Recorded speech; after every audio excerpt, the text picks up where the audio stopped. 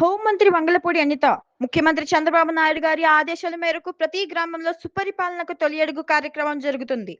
ఏడాది కాలంలో ప్రభుత్వం చేసిన అభివృద్ధి సంక్షేమ పథకాల కోసం ప్రజలకు వివరిస్తున్నాం. పాలన ఒక్క సంవత్సరమే అయినప్పటికీ ధైర్యంగా గ్రామాల్లోకి వస్తున్నాం. గత ప్రభుత్వంలో సీతారాంపురం గ్రామ అభివృద్ధిని గాలికి వదిలేశారు. కనీసం కల్వర్ట్ ని కూడా నిర్మించలేదు.